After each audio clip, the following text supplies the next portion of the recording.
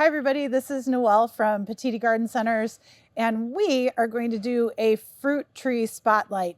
Now I want to tell you, this is a general spotlight, so general information if you're thinking about starting that at-home orchard. It doesn't necessarily have to be an orchard, but with some of these trees, you've got to have 2 or more to really have them fruit well for you. So we're going to talk about all those basics that you need to know, a little bit of pruning, a little bit of protection, all those good things. So here we go.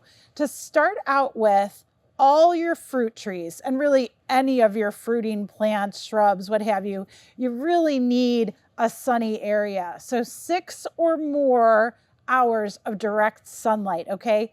It needs to be in an open area, lots of sun, no shade from structures, larger trees. Do not plant your fruit trees near a wooded area. They just can't tolerate the other root competition from larger trees, and of course cannot tolerate the shade. So definitely sunny, wide open area. The other thing that you should consider, of course, is your soil. So fruit trees, they do need a nice, well-drained, richly amended soil. And we usually talk about amending your soil with organic matter. That could be compost, sweet peat, Petitti planting mix, whatever you can get your hands on. And you want the soil that you remove from the hole, you want to mix it 50% of your organic matter, 50% of your existing soil, and that's what you're going to backfill with, okay? So soil needs to be pretty well amended and basically well drained. The other thing that you should consider is try to plant your trees at a little bit higher elevation. So in our area where we have a lot of thick, heavy clay soils, mounding the tree up so you know that it's getting good drainage is always a good thing.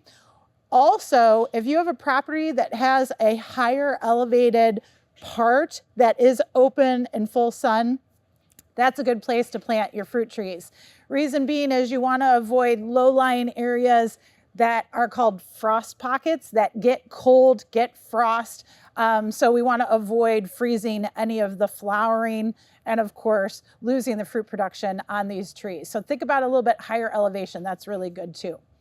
Another thing that we do with these plants, and it's really standard watering practice when you're establishing any woody tree and shrub, hardy perennial, look to water 1 inch 1 time per week, slowly, deeply, thoroughly, okay? It's pretty crucial with fruit trees especially.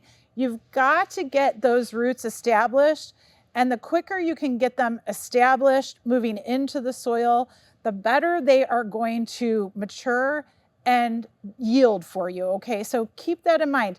And another thing I should mention with that is, you know, fruit trees are not instant gratification by any means. You usually need anywhere from 2 to 5 years before really good fruit will develop on the trees. And of course, then you can enjoy those harvests. So you got to be patient with these. Just keep that in mind. Fertilizer, they don't need a lot of food. The reason being is if you force more fertilizer into fruit trees, they can grow more leafy and not produce the fruit that you want. So really using plant tone or tree tone once a year at springtime is a really good time to do that. And it's usually, obviously follow the package directions, but it's usually 1 inch of trunk diameter equals 3 pounds of plant tone or tree tone. Okay, so keep that in mind. And that's what you're looking for to apply in the spring. If you happen to be out and when the leaves are falling off the trees in fall and you think, should I feed that fruit tree? Sure, you can definitely feed them again in fall when the leaves are falling off. Okay, so keep that in mind as well. Now, as far as how the plants grow, this is pretty key when growing fruit trees, is you really want to pay attention to the size, okay? So when you have a smaller open sunny space, you definitely want to look for those dwarf size trees, okay? So there's usually dwarf, semi-dwarf, and then standard fruit trees, okay? Your dwarf trees typically grow anywhere from, let's say, 6 foot tall and wide to about 10 foot tall and wide, okay? So they can take up, you know, a pretty good space. But what you need to know is with an apple tree, if you're growing 2 dwarfs, because you'll need to have cross-pollination, so you'll have to have at least 2 for apples, you have to be able to have that much space. Now, 10 foot for one apple tree, and then 10 foot for the other apple tree. So keep that in mind. You got to make sure that you space them out. So that was the dwarf. Semi-dwarf, you're looking at anywhere from 11 feet to about 15 feet tall and wide now. So semi-dwarfs, of course, get a little bit bigger, a little bit wider spread. If you're looking at a standard size fruit tree, I'm going to tell you 15 to 25 feet now is the spacing that you want to create. Spacing is really important because fruit trees can get a lot of diseases in Northeast Ohio and other places as well. And so the more air circulation that you can provide around those trees, the better they're going to be able to dry up after a rainfall, you know, just heat up, warm up out there in your space, in your planting site. So again, always good to really space them out, make sure you're getting good airflow, and of course, good light penetration into them too. Another thing that you should be aware of when planting your fruit trees, most of your fruit trees are grafted varieties, okay? So that means that there is a very strong, usually disease-resistant rootstock at the base of the plant and the root system. And then we take the desirable fruit tree, whatever it is you want to grow, apple, pear, what have you, and they actually graft it on top of the rootstock. So at the base of your fruit trees, there is usually this bump, if you will, and that swollen area is the graft, okay? When you are planting fruit trees, you want to make sure that that swollen area or the graft is about 4 inches above the soil surface, okay, when you're planting. And then what you're going to do is you're going to fill in with 2 inches of mulch when you're done planting. So it should be raised up about 2 inches above that mulch, and that will help. So just to give you an idea of when you're planting. Of course, always follow Angelo's 6 steps to success when you are planting. That will help you. We have videos on that, so you can check that out. But that's really the best way to install your plants in the ground and make sure that you take care of them that way. But keep that graft 4 inches above and then 2 inches of mulch when you're done. Try to keep the mulch away from the actual trunk of the tree. Just push it back a little bit, maybe just a few inches, and then mulch around the tree so you can keep moisture in the soil, keep the weeds down, and it looks nice, okay? Keep that in mind with planting. The next thing that we want to talk about is protecting your fruit trees. Guess what? Fruit trees are very desirable. They are desirable by insects. They are desirable about other larger wildlife. So you definitely want to protect them, okay? A couple things that you need to have on hand that'll really help. Something like a white vinyl tree wrap, okay? These actually do quite a few things for us. When you wrap the trunk of your trees, you're not only physically protecting them from any like deer rubbing or, you know, rodents chewing at the base of the tree, which can happen, rabbits, voles, all of those types of rodents. So again, it protects it physically, but also will keep that trunk cooler.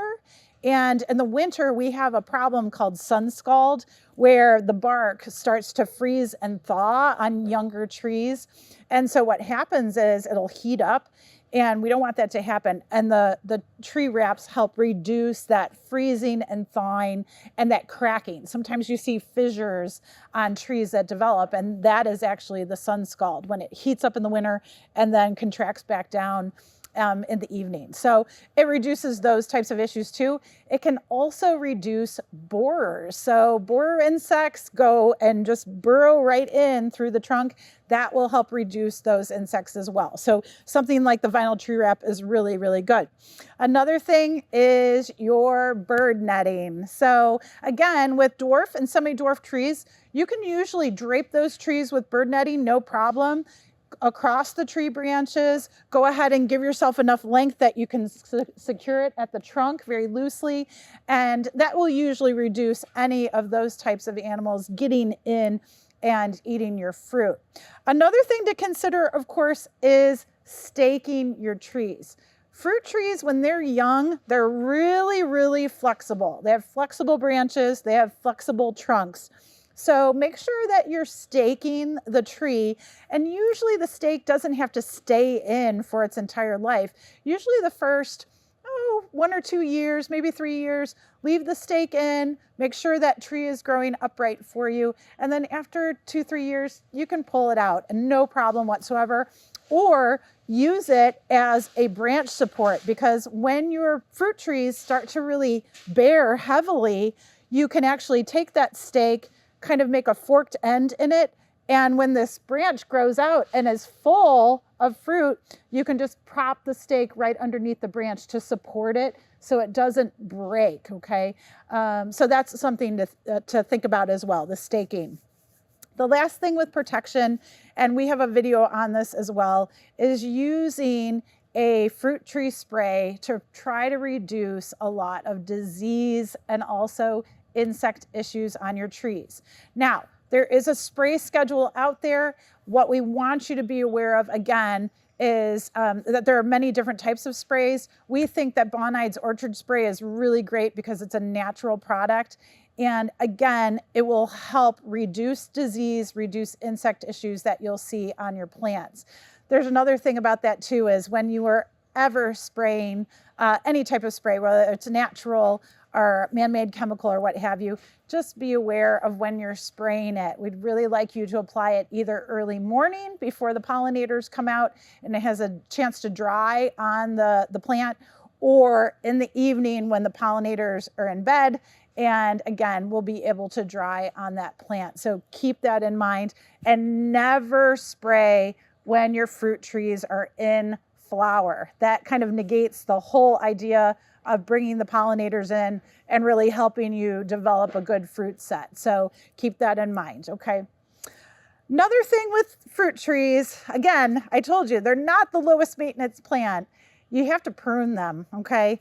And pruning can be a bit of a workout sometimes when the trees are growing. But when they're young like this, pruning them to train them the way that they should bear fruit well for you is a really easy thing to do. But it's, again, a yearly kind of process. So you're always going to prune out the dead, diseased, damaged parts, the 3Ds. We talk about that a lot, whenever you can, whenever you see that.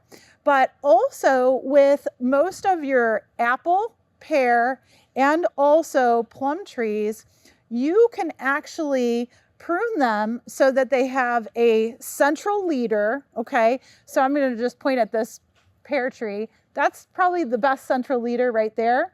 And then branches out from there, you want about 4 or 5 strong branches that kind of fill out around the central leader. And ultimately, you kind of want the branches to sort of be shorter at the top and longer at the bottom, okay, with a central leader type pruning.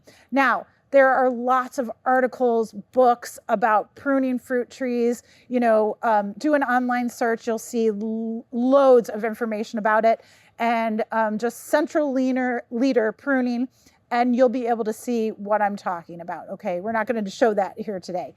Then the other type of pruning that you can do with many of your fruit trees, and you can really do this with all fruit trees if you'd like, is do a open pruning, okay, system. And so what happens is on this peach tree, and you could do this with peaches, sour cherries, like I said, really any of the fruit trees if you want to try this. It opens the plant up to air and sun penetration, which is really, really good. And you're just trying to develop, and I'm showing you with my hand, you're trying to develop 5 really strong key branches that this fruit is going to grow out of. So you take the central leader out, I would take this whole branch out and open that peach tree or that sour cherry tree up and develop those 4 or 5 really nice branches that can fill out and grow.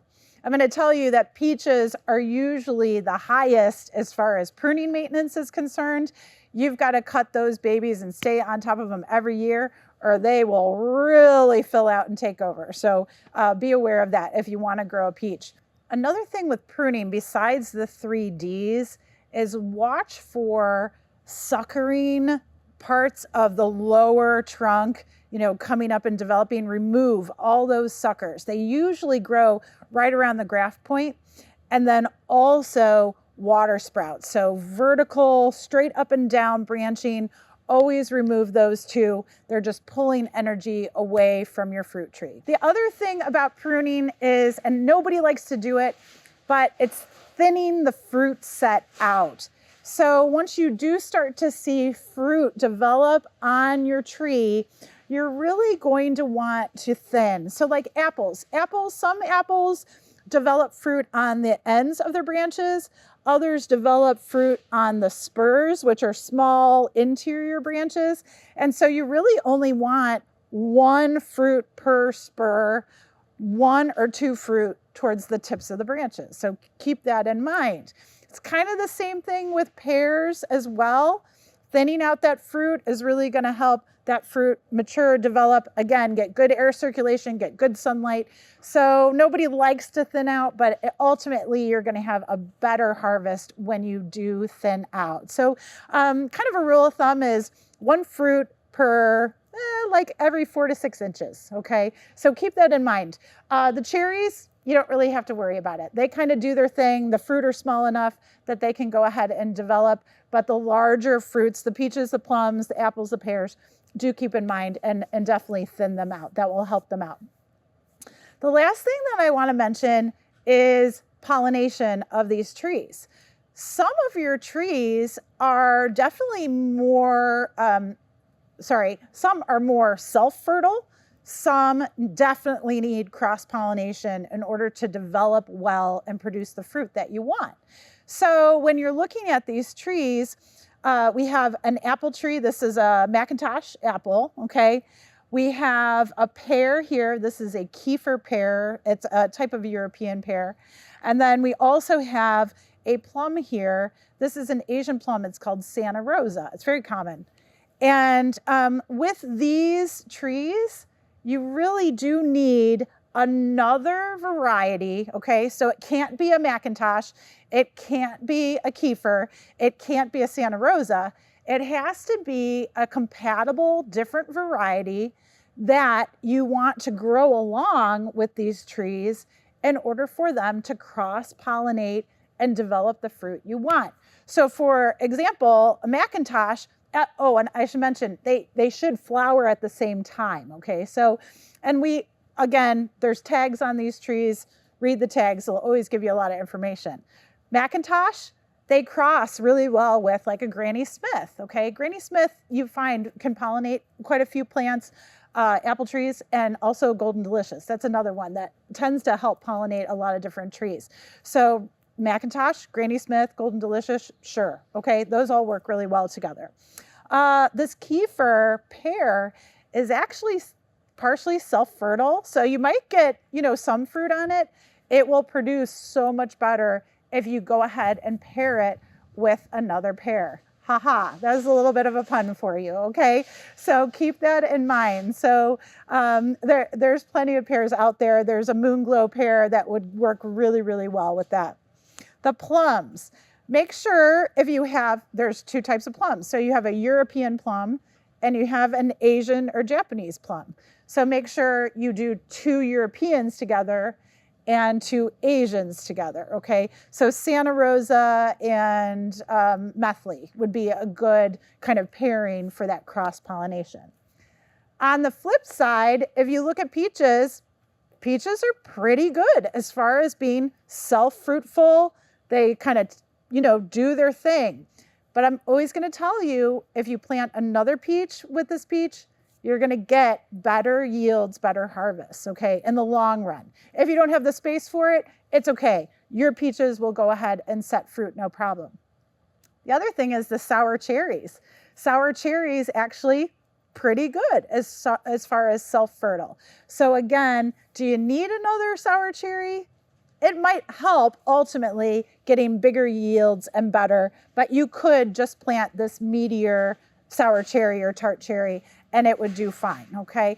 Also, look for disease-resistant varieties.